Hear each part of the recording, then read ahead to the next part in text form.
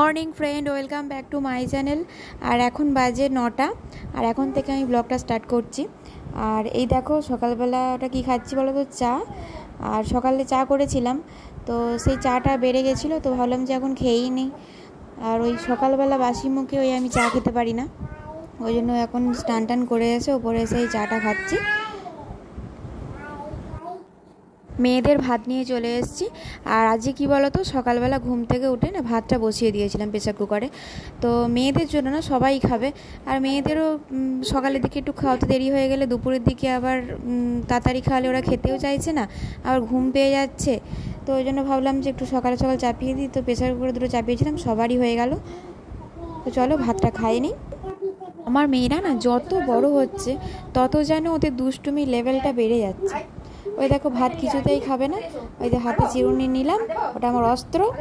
ওটা দেখিয়ে দেখিয়ে ভয় দেখাচ্ছি, আর এদিক যাচ্ছি এবার ওদিক যাচ্ছি, ওই করতে করতে এখন খাওয়াতে হবে এখন 40 মিনিট আধ ঘন্টা, এইভাবে এখন ভাত খাওয়ানো চললো।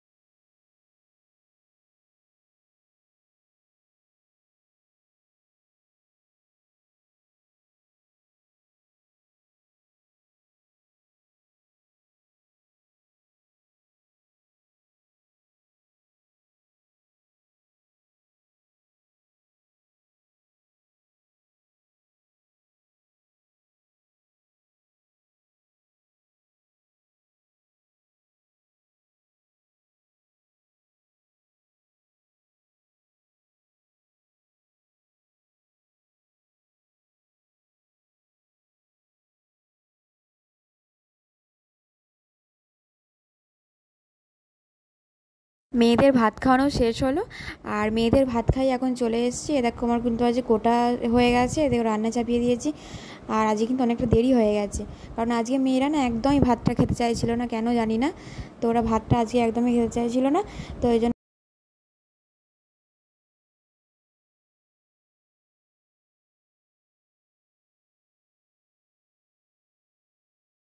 খাতে পারিনি। এই যে রান্না একদম ডাইরেক্ট চলে এসেছি রান্না করতে। আর ওদের নিয়ে কোনো কিছু যে করব, মানে কুটতে যাব, সেখানে মনে হবে যেন হাত কেটে ফেলবে না কি কিছু। তো সবজি নিয়ে ওরাও বলবে কাটি কাটি। এদিকে সকালবেলা দেখো জামা কাপড় সব কেচে শুকুর দিলাম, আমার নাইটি ধরে টান দিল, তার ধরে ছিঁড়ে সব ধুলোয় লুটোপুটি করে আবার সেগুলো আবার সব কাচতে হলো।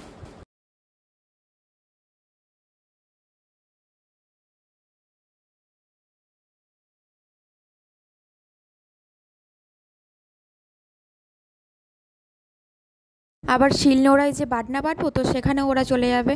এবার সেখানে আরও ভয় লাগে যে ওটা যদি ফেলে দেয়, আমি হয়তো চলে এলাম মশলা নিয়ে, তো ওরা যদি সেটা ফেলে দেয়, সেটা পায়ে পড়লে আরও বিপদ। তো ওই জন্য শিলনোড়ায় বাটি না এখন আর সেরকম, খুব দরকার ছাড়া। তো এখন ওই যে আদা গ্রেটার আছে সেইটা দিয়ে এখন এই করে নিই।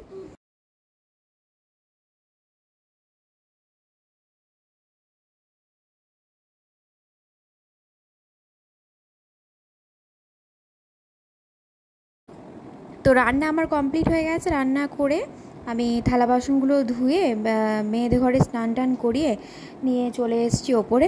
আর ওদের ঘরে ভাত খাইয়ে দিয়েছি, তো ভাত খাইয়ে ওদের ঘরে ঘুমও পাড়িয়ে দিয়েছি। আর আজকে বাড়িতে কেউ নেই, তাই ওপরে ভাতটা নিয়ে চলে এলাম। তো এই দেখো, তো ভাত আমি খাচ্ছি। আর আজকে ভাবলাম যে না, ভাতটা তো তোমার সঙ্গে তো কী রান্না করেছি শেয়ার করিনি, তো এই জন্য ভাতটা যে কী রান্না করেছি বলো তো, সোয়াবিন আর তরকারি করেছি, আর মুসুরির ডাল করেছি, আর পটল ভাজা করেছি। এই দিয়ে ভাত খাচ্ছি আজকে।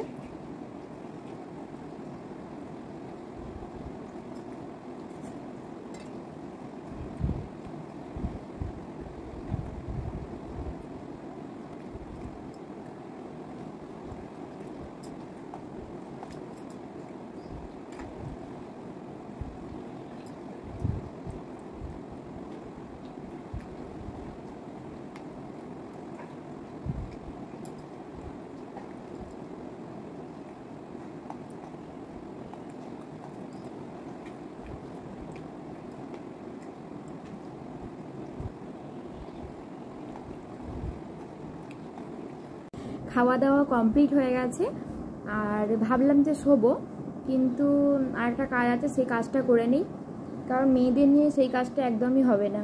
মেয়েরা দেখো তো কী কাজ করি।